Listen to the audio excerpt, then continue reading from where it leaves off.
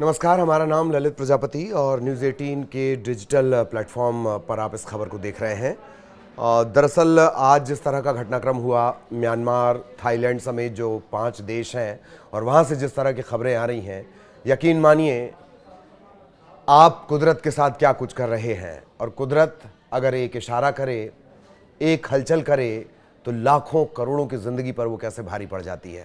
सबसे बड़ा सवाल यही बना हुआ है लोगों के बीच में। और जब मैं आंकड़े आपको बताऊंगा, आप भी यही सोचेंगे कि कहीं ये मौत की सुनामी तो नहीं है। लोग तुर्की को याद कर रहे हैं, जिसमें हज़ारों की संख्या में लोग मर गए थे, तकरीबन 50,000। इससे पहले एक बार हिंद महासागर में 2004 के आसपास जिस तरह का घटनाक्रम हुआ था, तमाम देशों में 20 लाख से ज़्यादा लोगों की ज़िंदगी पर यह भारी पड़ा था। इसी तरह से जापान की सुनामी को लोग याद कर रहे हैं।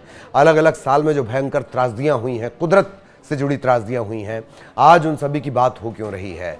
एक अच्छा एग्जाम्पल, एक अच्छी मिसाल कि कुदरत जब अपना न्याय करती है, वो कोशिश करूंगा, अगर मुझे याद रहता है तो इस रिपोर्ट के बाद में आपको दूंगा। लेकिन आज क्या दिन भर नजर आया, ताश के पत्तों की तरह भरभरा कर गिरती इमारतें, गगनचुंबी इमारतें, सड़कों में पड़ चुकी मोटी मोटी दरारें, चीख पुकार, बदहवासी, सड़कों पर नाचता मौत का खौफ। आज दिन भर यही कुछ नजर आया। म्यांमार और थाईलैंड में आज जो कुछ भी हुआ, उसने मौत की सुनामी का डर पैदा कर दिया है। जानकार से लेकर आम लोगों तक की जुबान पर एक ही दहशत भरा सवाल है कि क्या यह मौत की सुनामी की आहट है। सबसे पहले भयावह अपडेट आपको दिए देते हैं। म्यांमार में कुछ घंटों में मौत के जो आंकड़े सामने आए वो डरावने हैं। अब तक 144 से ज्यादा मौतों की पुष्टि कर दी गई है, जबकि 700 से 800 लोग घायल बताए जा रहे हैं। थाईलैंड की राजधानी बैंकॉक में एक अंडर कंस्ट्रक्शन 30 मंजिला इमारत भर भरा कर गिर गई। जिस वक्त ये भूकंप आया, इस साइट पर 400 लोग काम कर रहे थे। ये सिर्फ एक जगह का अपडेट है। इनमें से 80 अभी लापता हैं। 3 लोगों की मौत की पुष्टि कर दी गई है।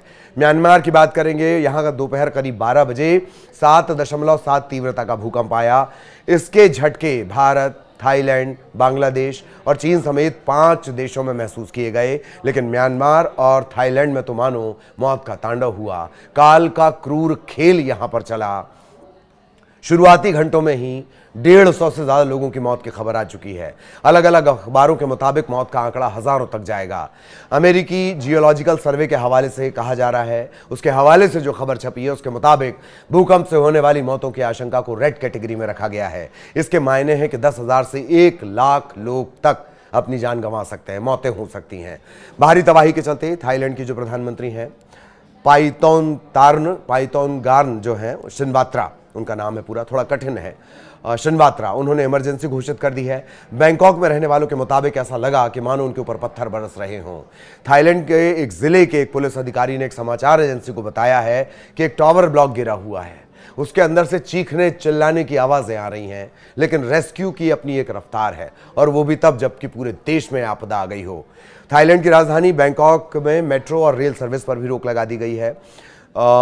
एयरपोर्ट के जो ऑपरेशंस हैं वो भी रोक दिए गए हैं। म्यांमार में काल की क्रूरता का अंदाजा इस बात से लगा लीजिए कि वहां 2021 से ही सैन्य शासन है। सैन्य शासन ने अंतर्राष्ट्रीय मदद की अपील की है। आमतौर पर जो सैनिक शासक होते हैं वो इस तरह की अपील नहीं करते हैं, जबकि सैन्य प्रमुख मिन ऑन्ग हलिएंग को नेपिडा अस्पताल का वो दौरा करने पहुंचे थे और तब उन्होंने विदेशों से मदद भी मांगी है। मिन ने कहा कि हम अंतर्राष्ट्रीय समुदाय से जितना संभव हो मदद की उम्मीद रख रहे हैं। इसके अलावा देश के जो सभी 6 इलाके वहां इमरजेंसी का ऐलान कर दिया गया है। भूकंप ने जितनी भारी तबाही मचाई उसे देखते हुए नेपिडो जनरल अस्पताल को मास कैजुअलिटी एरिया घोषित कर दिया गया है। म्यांमार, थाईलैंड, बांग्लादेश, भारत और दक्षिण पश्चिम चीन समेत 5 देशों पर इसका असर, जैसे हमने आपको बताया, देखा गया। न्यूज एजेंसी के मुताबिक भारत में कोलकाता, इम्फाल, मेघालय, ईस्ट कार्गो हिल में झटके महसूस किए गए।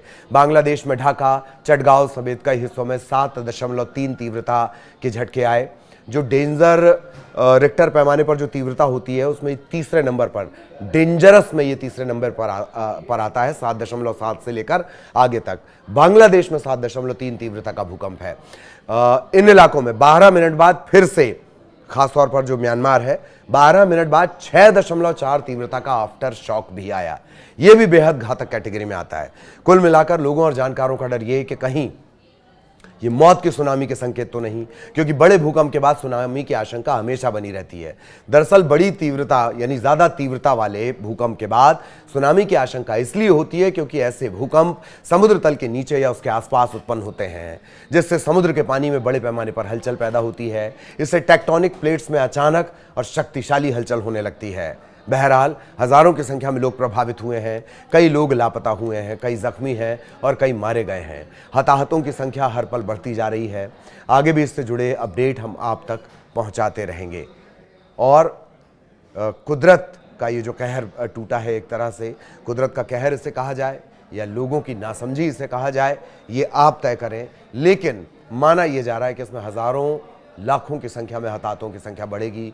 लोग जापान की सुनामी का जिक्र कर रहे हैं, हिंद महासागर की सुनामी का जिक्र कर रहे हैं, तुर्की में जो भूकंप आया था उसका बार बार जिक्र कर रहे हैं कि कहीं उतनी भीषण तबाही ना हो, वो मंजर दोबारा ना देखना पड़े। आगे भी अपडेट आप तक पहुंचाते रहेंगे। नमस्कार।